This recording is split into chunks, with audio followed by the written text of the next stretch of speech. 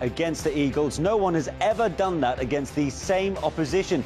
It was also his 100th Liverpool goal in all competitions. Let's hear now from the man himself. Sadio, well done today. Did the team have to be patient to eventually break through and break Crystal Palace's hearts? Well, I think it was a really tough game, to be honest. I think we worked hard, very hard to get this 3 points, which was not easy, but we expect this because after Wednesday Champions League game and you don't have enough time to rest. But well, I think we tried our best today, and finally we got 3 points, which we really deserve it. Do you feel it out there when you are playing in midweek in big Champions League games against a team that's had that rest? Well, I think it can be the most complicated game, obviously. But I think you have to be prepared well. Monthly, sick leaving is not the case, and especially focus from the beginning, because you can have maybe one chance and you score and you finish the game. I think we don't create many chances today, but I think we did very well our set pieces, and I think we scored our 3 goals from set pieces, so we are very happy about it. Another game where you scored 3 goals, but did you show different qualities to the previous wins?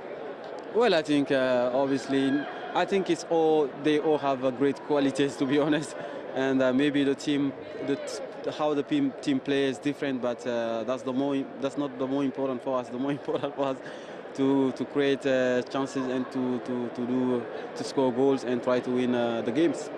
It is, yeah. I didn't think Palace were that bad. I think if you don't watch the game, you just look at the result, you think, oh, Liverpool have battered Palace there. But I thought Palace played pretty well, and Liverpool had to work hard for their win. 3-0 is a great scoreline, of course, another clean sheet. Canate in the team for the first time. That'll give him a lot of confidence. So, yeah, and of course, you can't help but look over your shoulder and see one of your big rivals draw and dropping 2 points. It's a great afternoon's work. Ian, what would have pleased Jurgen Klopp most about that performance today? I think the way that they dug in at the start, because Palace started pretty quickly. I think Wilfried Zaha was very unfortunate when one came across, goalkeeper made a good save, and then as it went, and after 15, 20 minutes, it didn't quite happen for them, and then you started to see Liverpool start to put the pressure on.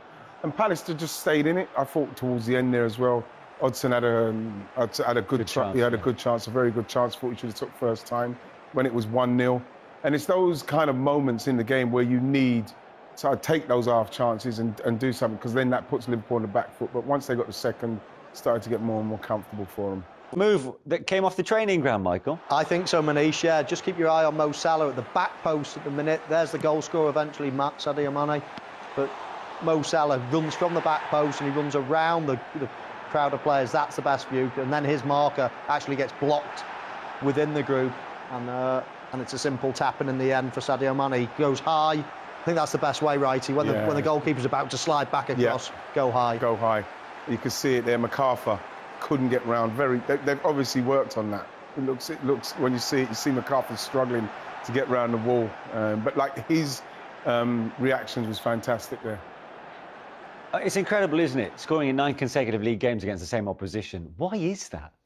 Well, it could be coincidence, but one thing is for sure, that you turn up sometimes at certain stadiums and you fancy it. I mean, I used to enjoy going to West Ham, Newcastle, Anfield, and certain games. I used to go to Highbury, your place, Stamford Bridge. Just the goal felt like it was half the size. So I do think if you've had success at a club or a ground in the past, you do feel more comfortable going there. I'm not sure. Have you got any theories? But it's quite coincidental as well. Yeah. I don't know what it is.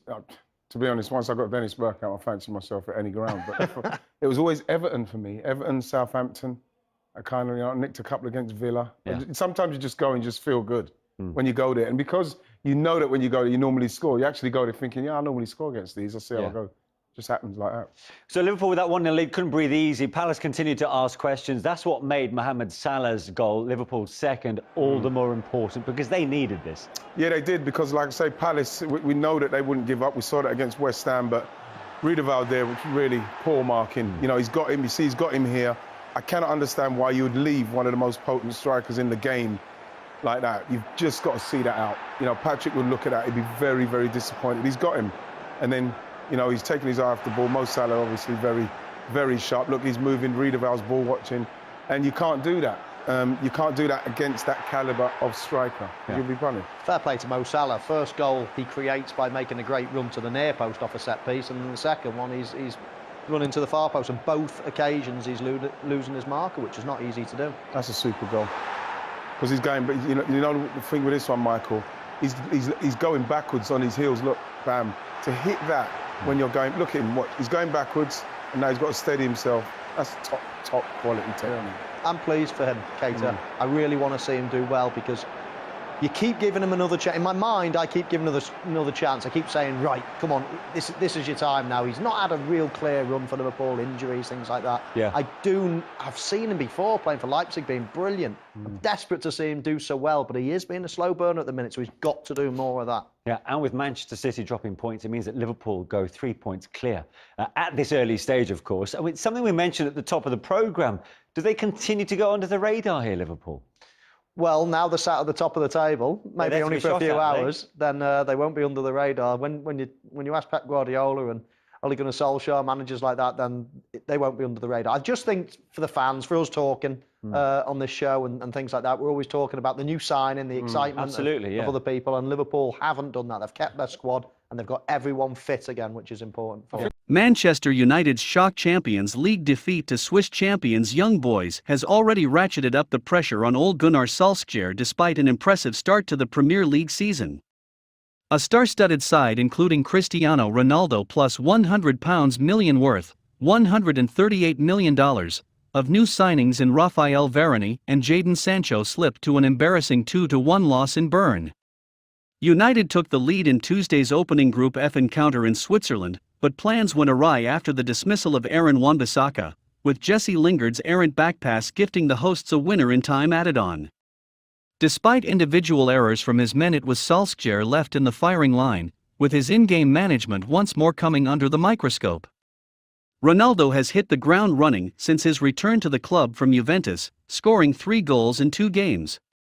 But the fanfare surrounding the 5-time Ballon d'Or winner also brings greater scrutiny on Solskjaer in what was always likely to be a defining season for the Norwegian.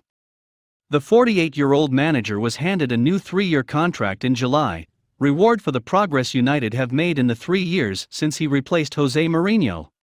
United finished second in the Premier League last season and qualified for the Champions League for a second consecutive season for just the second time since Alex Ferguson stepped down in 2013.